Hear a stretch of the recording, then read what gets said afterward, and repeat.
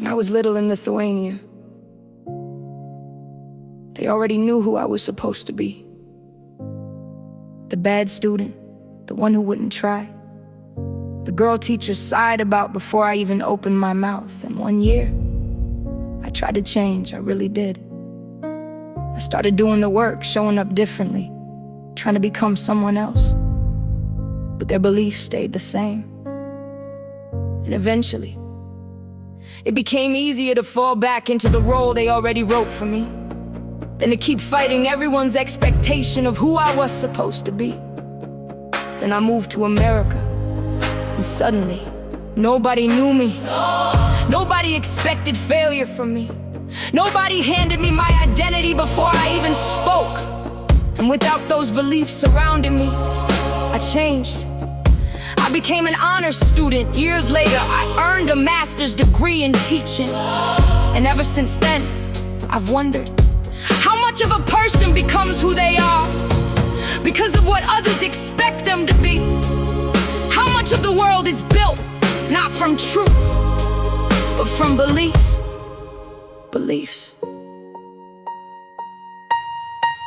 During Hurricane Katrina, they said New Orleans turned savage before they even checked if it was true. Rumors spread faster than the water did. Mothers trapped on rooftops, holding babies to the sky, while strangers crossed the floodwaters because they couldn't leave them there to die. Some came carrying rifles, some came carrying bread. Some saw human beings, some saw enemies instead. And isn't that the question, the one underneath it all? What do we become together when everything starts to fall? Because beliefs become actions, actions become systems, systems become history. And history remembers who we listen to. What we believe about each other changes what becomes possible between us. Can build a prison, love can build a bridge. One rumor can stop or rescue. One hand can pull somebody in. And somewhere in the middle of the chaos, we decide what kind of people we've been. Martin Luther King dreamed of children, judged not by skin, but by soul. But dreams collide with old beliefs that refuse to loosen their hold. Somebody believed a black preacher was dangerous enough to kill. Somebody else believed his dream was worth marching for still. George Floyd called for his mother while a man kneeled on his neck. And somewhere underneath that moment lived years of belief unchecked. What belief lets somebody look into another human face and stop recognizing themselves there? How does hatred become normal in a place? Charlottesville, people carrying torches through the night.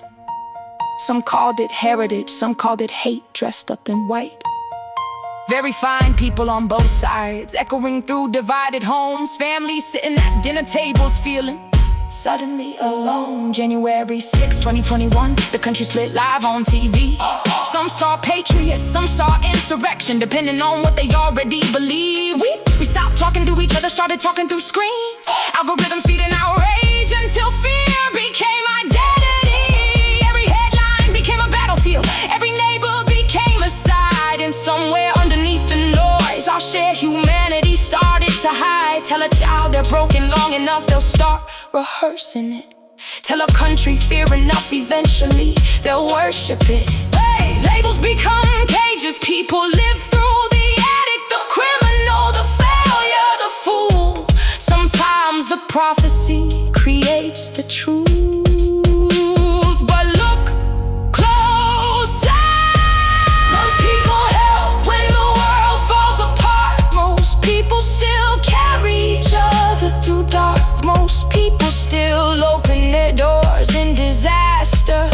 The human heart breaks, but compassion moves fast. What we believe about each other changes what becomes possible between us. Fear can build an army, yeah. Love can build a home. One rumor can stop a rescue. One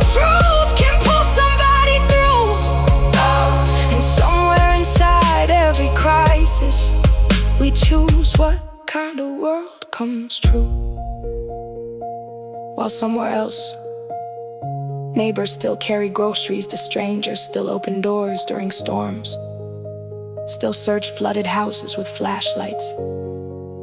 Katrina boats teachers believing in children, strangers opening homes, people marching beside MLK, communities rebuilding together. Maybe the future depends on whether we choose fear or understanding, whether we keep turning people into symbols or remember they are human beings. Because hope is also a belief.